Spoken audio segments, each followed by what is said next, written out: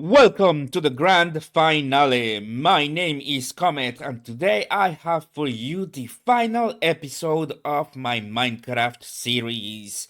This is the pinnacle of everything that I managed to do in this series: all the farming, all the fighting, all the exploring, and everything that I managed to do.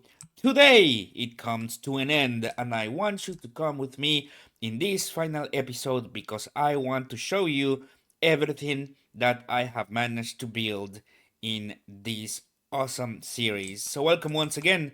My name is Comet, and let's begin. And I'm gonna begin right off the back with my main home right here, my main house. If you have been watching my previous videos, you know that I started with only a very tiny room made out of wood right here, but I have upgraded it. This was my first ever room, like you guys can see.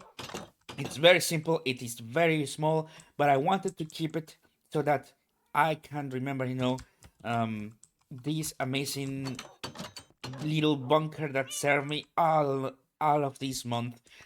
This is this is home. This is my this room right here really represents my home, and for that I wanted to keep it. Here I have a lot of the very basic items that you need for exploring. I have the chest, smoker, the blast furnace. I have the normal furnace. I have an ender. Or like an ender chest right here with all of the most precious items that I have. Um, to use, that I can use also on a daily basis. I have my crafting table and my little moon, my kitty, my main pet right here on my home, as well as an armor stand and my bed. This is the room that started it all, and I wanted to keep it because we build upwards. We did not destroy, and I really like that. And in addition to all of that, I have the main core of the city, sorry, of the house, which is this hall right here. In this hall, I wanted to have all of the actual production items, everything that I will need in order to get myself going. I have it over here. I have furnaces, blast furnaces, smokers.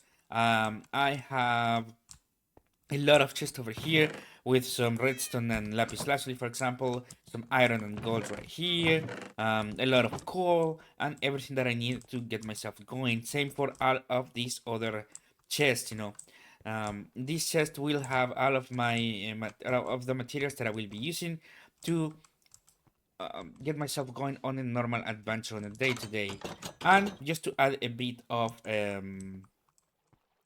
a feature, I have these little turtles just swimming underneath my base, just right there. They are awesome. I really love the turtles, and this adds a nice addition to the base as well. And for the base, I have used these chiseled quartz pillars and quartz blocks because it gives everything a very robust and classy look. And from the outside, it looks pretty nice. I managed to get out from the outside. It has direct access to the town over there, naturally spawned town over there, and it has access also to the other areas. But let me kill this zombie right here. It also has a bro. They saw me all the way from there. You guys want to die? All right.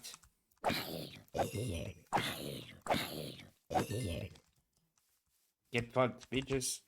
And I have also access, from this room to all of the areas. I have access to the main side of the house right here, where my animals are, as well as the side that goes directly into the town. Um, but this was the house. I wanted to make something very functional because it's my first ever house. I didn't know all of these advanced methods of building. I didn't know how to make it aesthetic, so instead I made it functional, which I think it looks really good, but also it has all of the things that I need to get myself going on an adventure. And just outside the house, I have my little pets right here. I have my wolves ready to fight and protect the entire base, which is awesome. And finally, I have Josh right here the very important, a very important room where I'm gonna keep, where I'm keeping the enchanting table.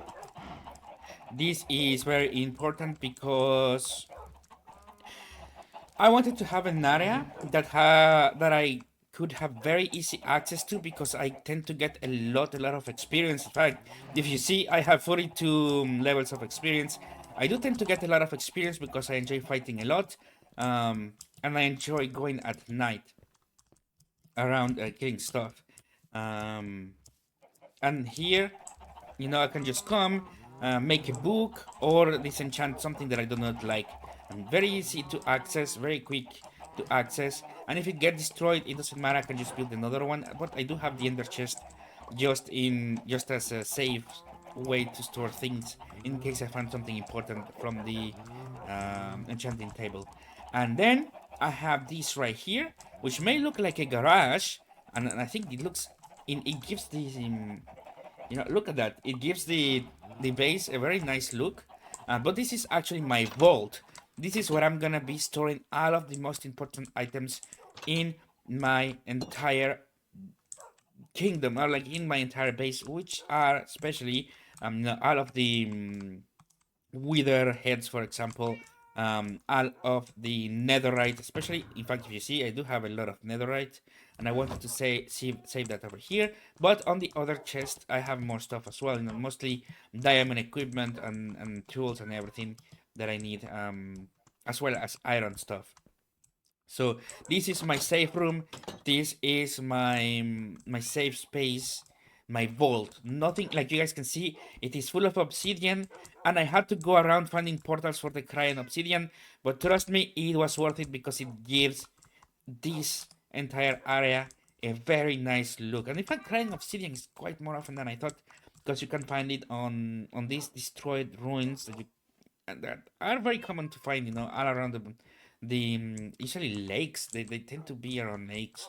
Um, but yeah, I love these, and it looks fantastic. And in fact, you guys saw me get some of this crying obsidian from one of the structures that is near my house, actually. And just like how that spawned over there, they're quite common. So I like. They're not as common as to make the entire room of crying obsidian, which would have been fantastic, but enough to make a few pillars, which is nice. And I think I only have one crying obsidian left. No, I have 7. That's pretty good. um, because yeah, I don't know, but this is an indestructible area. Even the door is iron, which makes me a bit nervous, but the vanilla version does not have stronger doors, but this is enough for now. And this was the main base. Then as we move down, I have the laboratory. Now the laboratory, I made it open because I use it all the time on the go. If I had made a structure for the laboratory, that would have taken so much time from my from the stuff that I want to do. Because like you guys can see, what I tend to do is I come, from a raid or from looting or from farming, and all I do is I come right here, boom, I store all my items, boom, I store all my items, in fact, that you guys can see, and then I sort them out just on this area. So for that reason, I wanted to have an area where I could just come, boom, and get things done. No need to get into weird places at the moment. I just wanted to have something easy to access, and this is the laboratory. I have all of the brewing stands, I have the nether wart right here, and everything that I need is inside those chests or the furnaces, which is good. That's why, in fact, these chests are right here, because I like to come right here and store all of my items that I find when I go into a cave or into an expedition or into the nether or something like that. You guys can see I have the amethyst right here. I have a lot of string.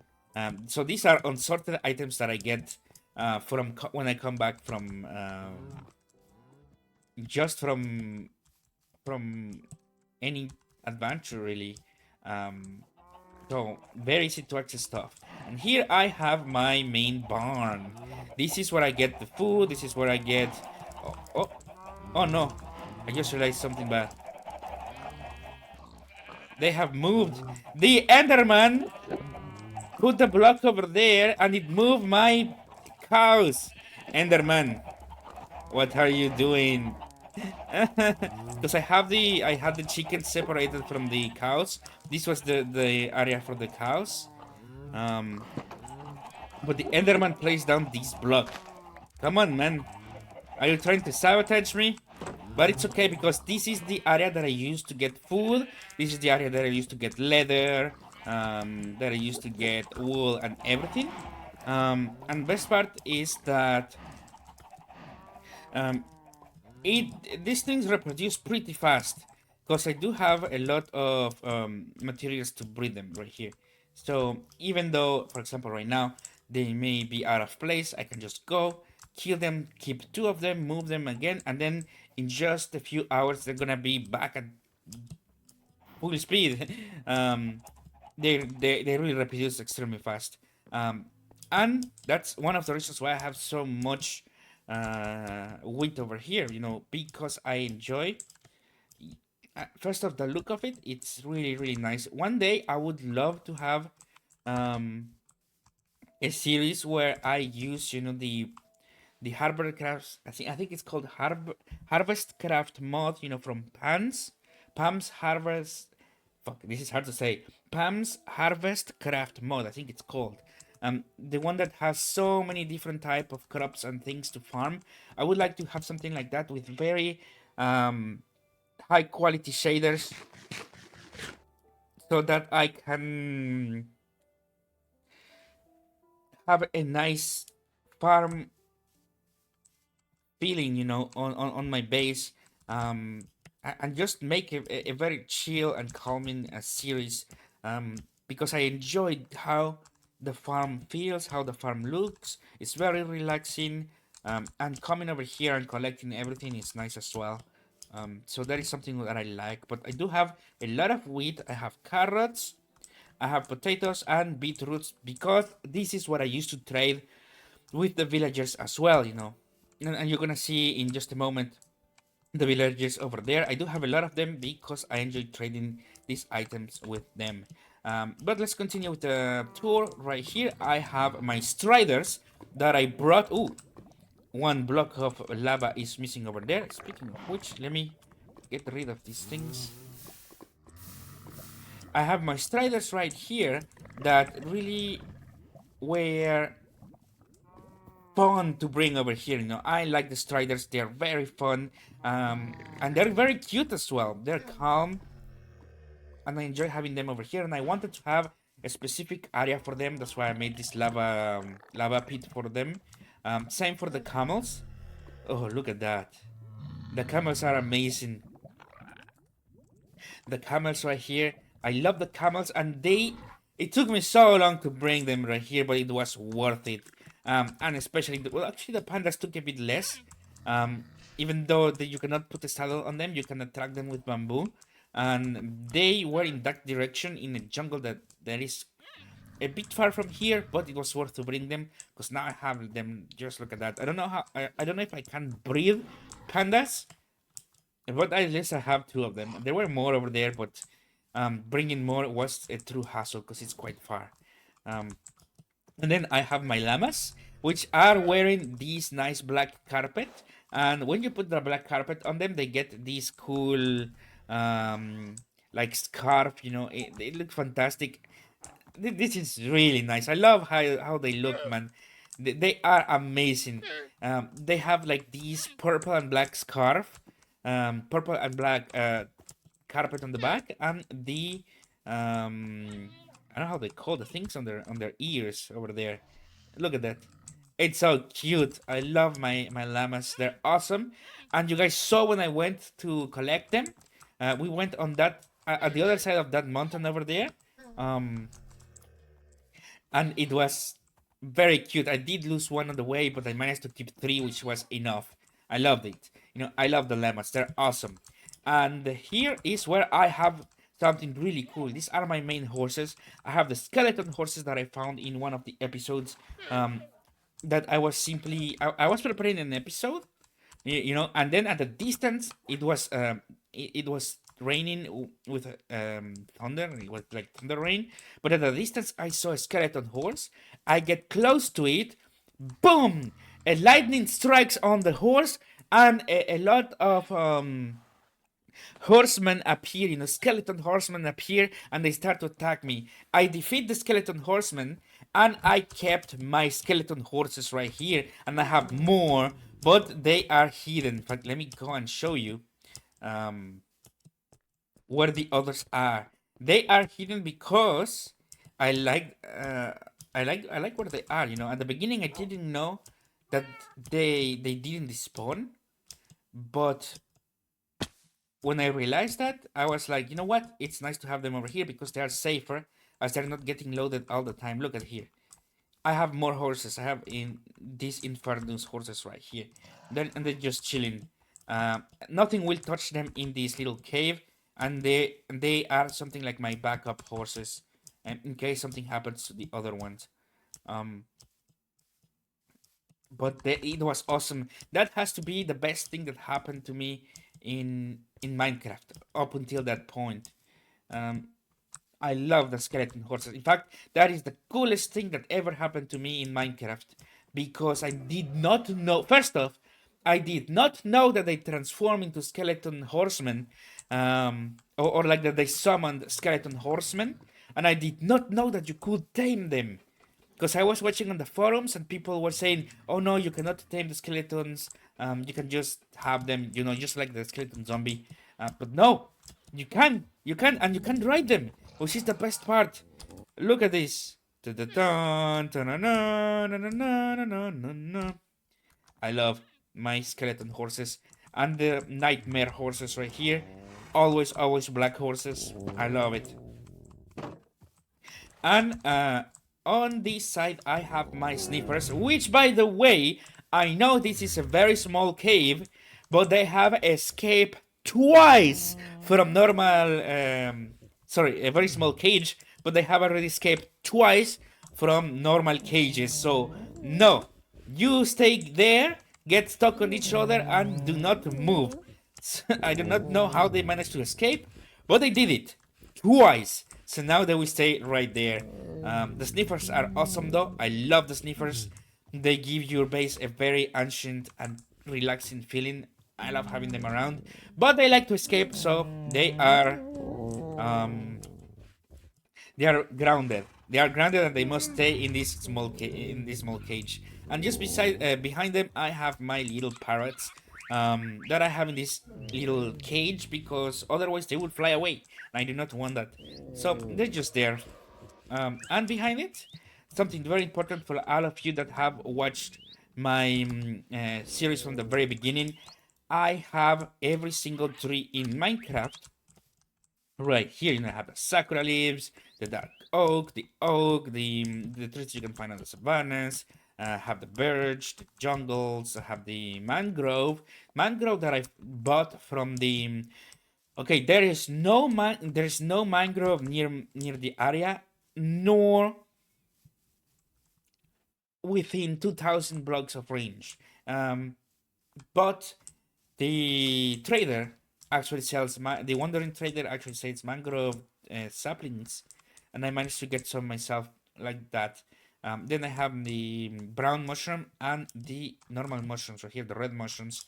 Then I also have the red and in fact I have the warp head and the how's it called, the other nether tree, the red one and the warped one. I think this is the warped one. But I have the turquoise and the red trees right here. The crimson tree. I think it's crimson. The crimson tree and the warped tree from the nether. And I know you guys, if you have been watching this series from the very beginning, I promise you that I will get this. And I did it. Ta-da! The final 3 of my collection, the end tree, the tree of the end, also known as the chorus plant. I'm gonna be placing that just right here on top of everything because this is gonna be the phase of my collection. Boom. Just like that, it's gonna grow and it's gonna be fantastic. This is gonna be the one that's gonna be in, or like the one that I want to have in front of my collection so that you can see it from very far away. Just like that.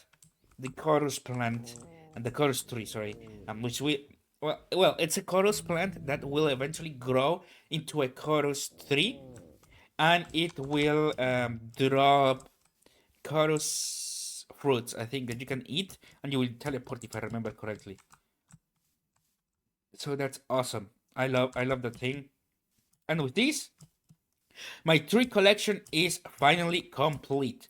And behind my zoo, I have experiments because I have donkeys, I have horses, and I have mules. This is what I try to make. Basically, a mule that is much powerful than the normal horses right here in terms of speed and carrying potential. And then I have some turtles right here, just so I can get more, and my rabbits that I've been trying to make a killer rabbit. Well, kind of. I don't know. I don't know if you can make one, but I just have them over here. Mostly because these are the 3 original rabbits that I have, and I didn't want to. I didn't want to mix them with the other rabbits. Behind this area, though, this forest right here is where I farm wood. And with this, we finished the tour of my main base, and now we can move on to the village that I built. So let's go over there. The village over there is very important because everything has a function. And it really kind of begins right here with this lake because I used to come every single day and just fish. I enjoy fish and just go fishing. I enjoy fishing to a point where all of my bows, I managed to make the best bows in the game because I went fishing for so long. In fact, I still even have enough to make more bows and more fishing rods as well. This is by far the best way to get yourself started with powerful items. In fact, the bow, the bow that I crafted from fishing has not yet gotten close to break. In fact, let me show you. I have it right here. This is the first ever bow that I crafted. The bow of hope. Look at this. Still going strong. And let me get some arrows. And this bow has infinity, power 5, unbreaking 3, and flame. I have only repaired it once, which is when I got it, because it was when I got it from the lake. It was, I mean, half durability or something like that. So I had to repair it anyways. But even if it gets close, I still have 5 more repairs to do. So this thing right here, this thing is awesome. But now it's time to show you the village. This is the village that I use to trade all of the items that I get from adventures or from my farm or just from anything really. I come over here and I trade them. I have the masons that will trade you for building items. This is extremely important because this is how you can get, especially, let me try to speak with one, bricks, and 10 bricks only cost 1 emerald. It's extremely efficient to get bricks right here, especially if you have an emerald farm, which I have right here. These are my traders. These are the traders that I use to get my emeralds. These are Fletchers, and let me get one that is not leveled so you can see. I think this one maybe not leveled. No, in that case maybe this one. No, the first one is not. I'm pretty sure. No, maybe last one. This one. So the Fletchers will allow you to trade sticks for emeralds. This means that with the amount of things that I have right here, you can easily get around 100 emeralds per day or per cycle that they allow you to trade. And that is insane, and you can only get more and more as you transform them into zombies. So that is just amazing. Now let me kill this zombie right here before it poses any threat to my little villagers. And let's continue, So with that emerald farm, I can come and trade anything I want. I have the butchers, which will trade you meat and stews and stuff like that. The mason, like I mentioned, that will trade you building items, and eventually at max level they trade you stone. I have my farmers, which will trade you for these awesome items. Glycerin melons, golden carrots, and they will trade you apples. Like this right here is extremely important to have, and I have 4 of them for this reason. But not only that, they will allow you to trade for wheat, beetroots, carrots, and potatoes, and even bread. So anything that you may want to use for your trading, the farmers will accept it when it comes down to the crops. And I think at one point you can even trade melons with them. So they are extremely efficient. I think melons and pumpkins as well, but I think that's like level 3. So that these things are extremely efficient, and they are so good because you can get the golden carrots and be good for any adventure really. I do have the golems going around. The villagers tend to spawn a lot of golems. In fact, underneath this area there is a natural cave, and I have a few golems over there because they were just falling from here. Where that golem is placed, there is an entrance to the underground, and on the underground there is a natural cave, just like this. This is a natural cave actually, and here is where I have all of my blacksmith. I have the toolsmith, the weaponsmith, and the armorers, so that I can come and trade items for them. This is how I get my emerald equipment. Sorry, my diamond equipment. It's so efficient because they will trade you, for example, a diamond chest for just a few for just a few emeralds. So it is so efficient to have. And I will say something. I will say that this might be the best way to go if you want to have a hardcore world. To just have so many traders, because they reproduce at the speed of light, man. In 1 hour real time, I had all of these. 1 hour real time, so you can give them a lot of bread. You can go and build something, and when you come back, you're gonna have all of the trades that you see on the village. And finally, I have these structures, which, if that's the blacksmith cave, naturally spawned, where the blacksmith get all of the resources from. Here is where they sell some of these materials, such as the diamond armor. So it's very important to have. And then I have the clerics, which they will trade you bottles of experience and ender pearls. These are so important if you want to have, I don't know, if you want to have everything in the game, you need them.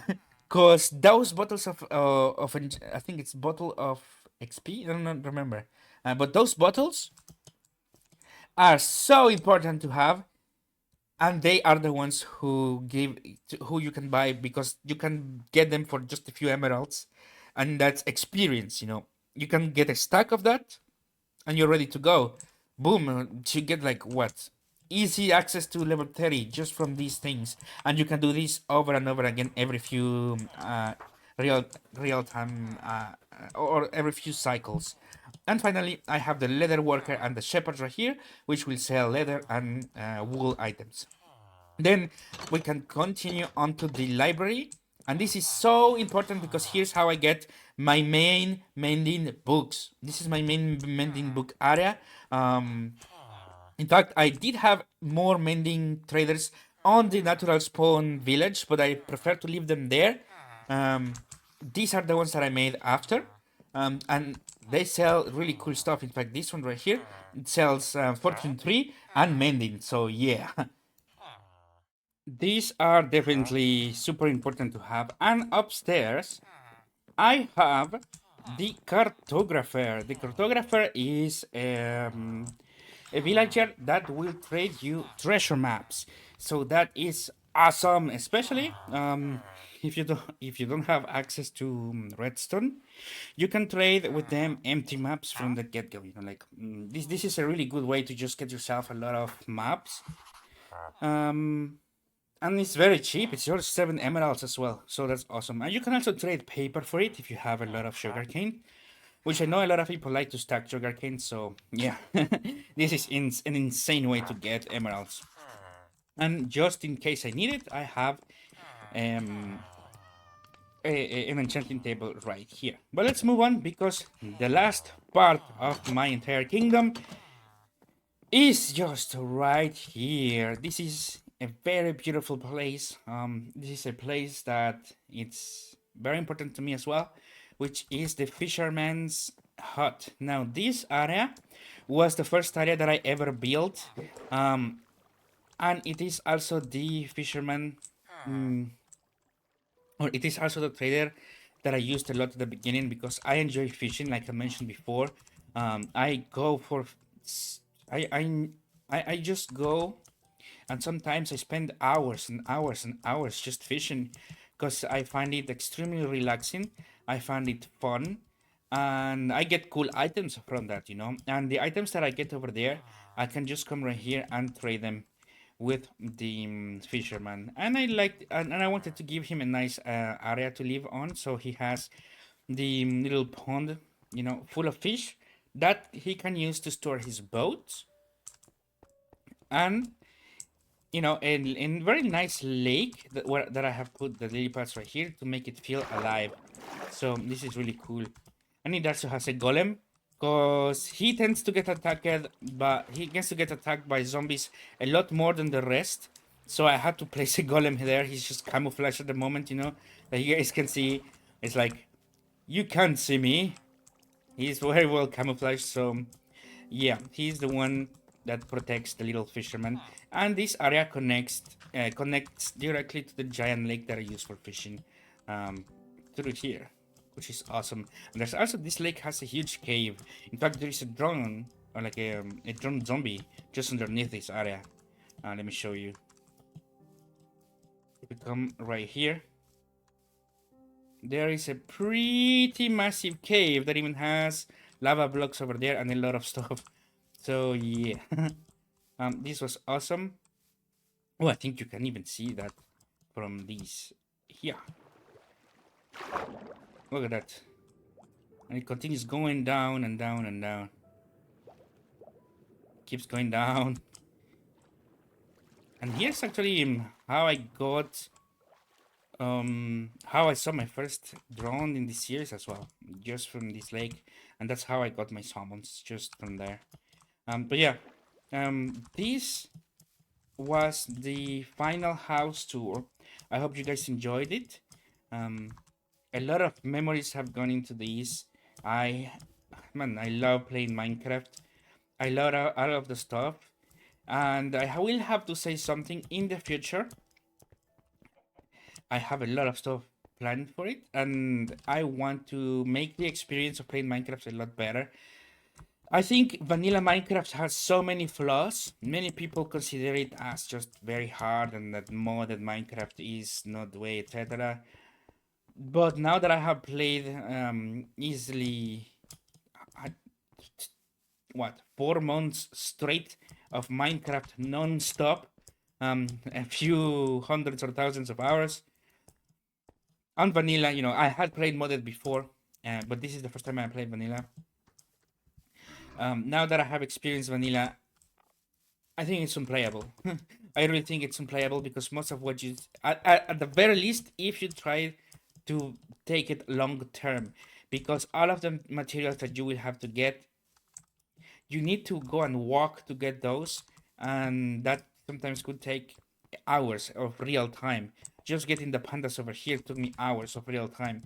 You know, just getting the camels right here.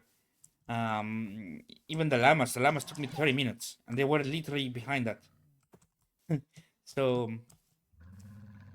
yeah, I think for the next series, I'm gonna go all in on modded Minecraft.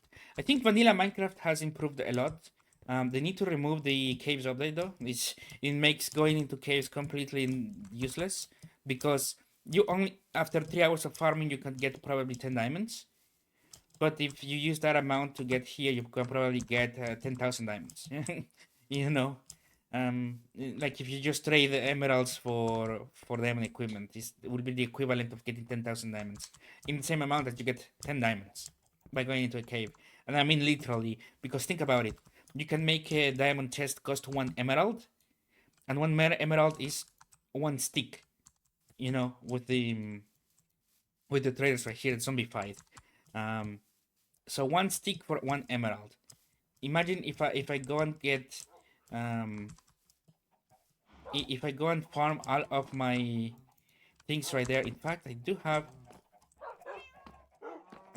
the items, and I will show you. I think they are in one of these chests. I don't know which one was it, but in one of these here, no. I think I had probably 20 stacks of wood just from a few trees from the tree farm. So imagine that's easily 1200 1200 pieces of emerald that you can trade um for the diamond equipment. So that will be 1200 diamond chests. 1200 diamond chests that I can get literally.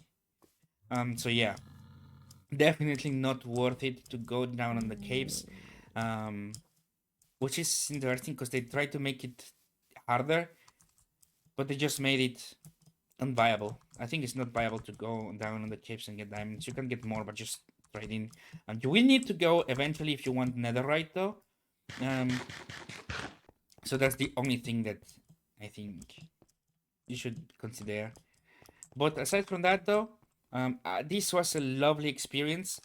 I love playing Minecraft, and I wish I could have enjoyed it more. But just going around and getting these animals really kill the fun for me. So for next, what I'm gonna be doing is I'm gonna go all in on mods, for longer duration of series. When the series gets too long, I'm gonna go for mods 100%. Mostly so that I can go around 10,000 blocks away and then come back in less than 3 days real time. I just want to be able to move around the map fast, and that's what the mods really are for, because you can have teleports and so on. I want to make caves viable again. I want to make. I don't just want to abuse the villagers. They are very OP. So what I'm gonna be doing is just I'm gonna revert back to 1.12.10 for my future modded series, I think. But you may wonder what happened to all the bosses, because you told us that you wanted to do the bosses. And I will tell you, Hardcore Minecraft is officially announced, because even though I do not think that vanilla Minecraft is that good for long term, for short term, I think there's nothing better um, than than or if you haven't experienced it, I think there's nothing better than just playing vanilla. So for that reason, I'm gonna be going and do the hardcore challenge. What is that gonna be about? It's gonna be a series where I'm gonna be playing on hardcore mode, vanilla Minecraft, on 1.20.1, and I am gonna go and kill every single one of the bosses. That includes the guardian. I think it's guardian, or the warden. I think it's called warden. The one that lives in caves. That includes the dragon, and as well as the wither. So the three big bosses of Minecraft. I'm gonna go and try to kill them on hardcore mode, because I figured out, hey, why not just go and do that on hardcore mode and start from scratch? And let's do that. Um, in less than 10 days, 10 days of hardcore. But I will need to prepare a lot, especially because I have never seen the warden and I don't even know where it lives. So I will need to investigate a bit. I will need to prepare the items, to prepare the series, to prepare just the story that I want to tell, and how I'm gonna do it. I'm gonna plan all that, and then I'm gonna come back and we're gonna go hard at it on hardcore mode. I'm very excited for this. So yeah, now, what will happen with this series? Well, the series is now officially over. There's no more left to do on vanilla Minecraft right here. Um,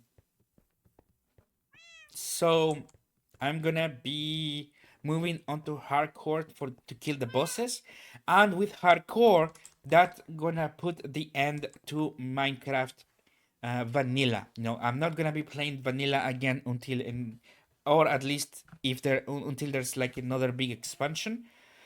And I'm gonna move into modern Minecraft, mostly because this version of Minecraft is also very unstable, or not really unstable, but it's very laggy. It's very hard for my computer to run this, especially once I added a lot of stuff. In fact, if you saw my barn over there, if I look it from above, I get huge FPS drops, so I rather not get that close to that. But yeah, thank you guys so much for watching. My name is Comet, and this was an amazing adventure. But now, it really is time to say thank you, Minecraft, for everything. I will see you on hardcore mode. And you guys, I hope you guys enjoy this series. I will see you on Minecraft hardcore. I'm gonna make many more videos about this, about the series finale, and about the announcement of hardcore mode. But for now, my name is Comet, and I am signing out. Peace. Thank you so much for watching, and thank you so much for sticking with me during all this time. Today, we have managed to achieve greatness.